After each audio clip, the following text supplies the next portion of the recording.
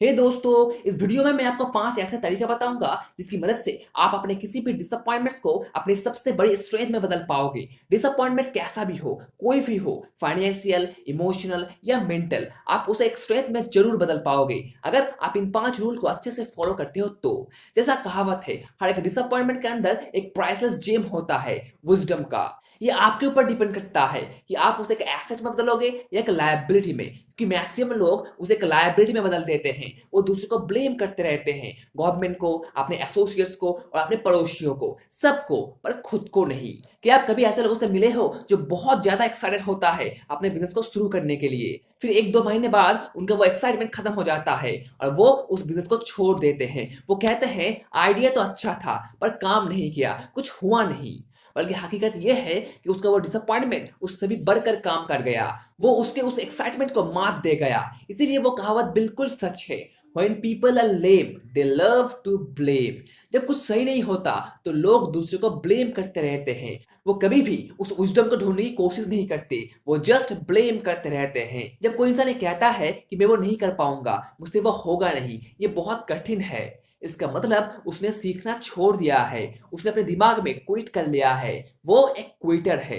वो एक बुद्धू ही होगा जो ये समझेगा कि सब कुछ उसका हित में जाएगा और वो सारी चीजों को कंट्रोल कर सकता है। डिसअपॉइंटमेंट को एक्सपेक्ट करना मतलब हारना नहीं है, बल्कि अपने आप को तैयार करना है किसी भी तरीके के सरप्राइज को हैंडल करने के लिए जो आप बिल्कुल भी नहीं चाहते। जब आप एक्सपेक्ट करते हो कि आप डिसअपॉइंटेड हो सकते हो तो आप शांत रहते हो, ज्यादा उछलते नहीं और सही से सोच पाते हो कि कैसे उससे छुटकारा पाया जाए।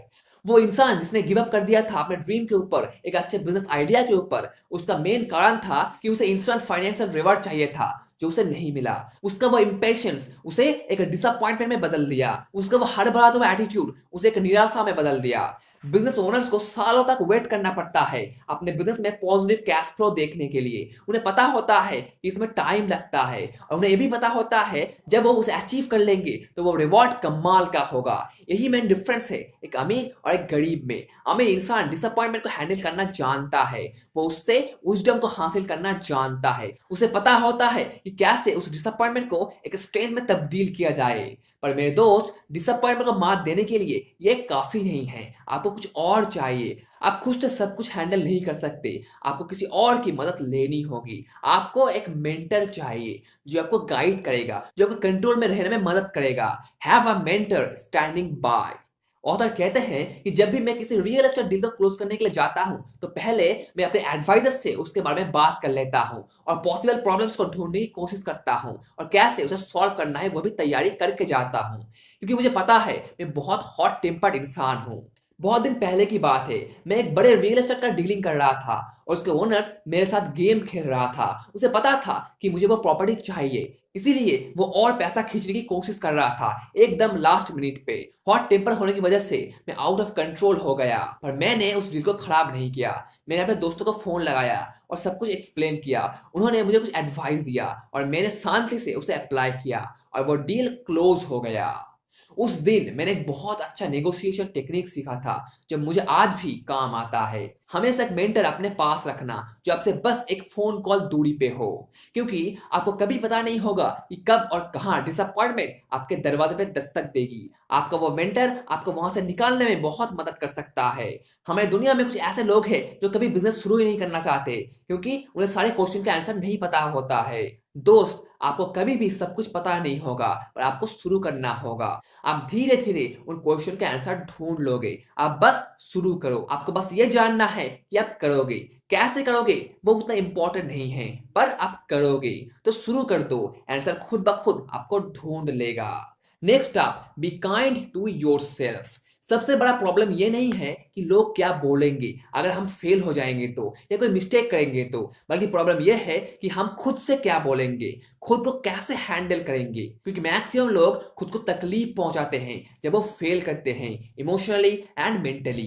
अगर कोई डिसअपॉइंटमेंट उनको हिट करता है तो वो बहुत डर जाते हैं, रिस्क नहीं लेते, नए आइडियाज को वेलकम नहीं करते, कुछ नया सीखने की कोशिश नहीं करते, खुद को तकलीफ मत दो, अपने ऊपर थोड़ा दया दिखाओ, एक विजडम को ढूंढने की कोशिश करो, क्योंकि जब आप खुद को तकलीफ पहुंचाते हो अपने पर्सनल डिसअपॉइंटमेंट की वजह से, तो आप कुछ नया सीखते नहीं, आप उस विजडम को ढूंढने की कोशिश नहीं करते। आप तो सब कुछ कंट्रोल नहीं कर सकते, कुछ चीज अनएक्सपेक्टेड जरूर होगा, आपको तैयार रहना होगा। इसीलिए मैंने पहले ही कहा था, एक्सपेक्ट टू बी डिसअपॉइंटेड, जिससे आपके अंदर उसे हैंडल करने की क्षमता आ जाए। और वो तभी होगा जब आप अपने आप से सच बोलेंगे। Tell the truth.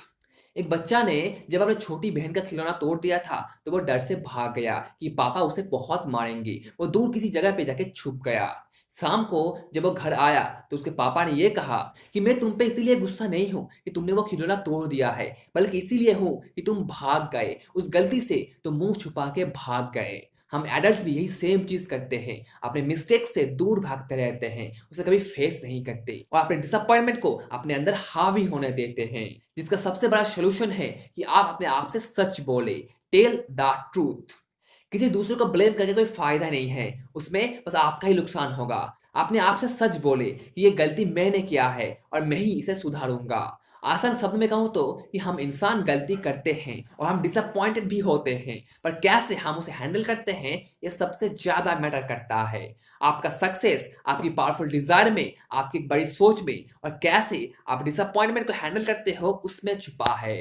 किसी ने सही कहा था कि वही बंदा सफल होगा जो टाइम के साथ साथ बदलता रहेगा और अपने पर्सनल डिसअपॉइंटमेंट को यूज करेगा एक ब्रिज बनाने के लिए, न कि उसे एक लायबिलिटी में बदलने के लिए। So take action and take action right now. गलती करो, वहां से विजडम हासिल करो और उसे सुधारो। बेबी स्टेप से शुरू करो, क्योंकि जो बंदा फेल नहीं होता वो कभी सफल भी नहीं होता। अगर आप किसी जगह इन्वेस्ट करना चाहते हो तो इन्वेस्ट कर दो। डिसअपॉइंटमेंट के बारे में ज्यादा मत सोचो, इन्वेस्ट कर दो, फोकस करो और सीखो, उसे रियल लाइफ में अप्लाई करो। जस्ट ट्राई करके देखो क्या निकल के आता है।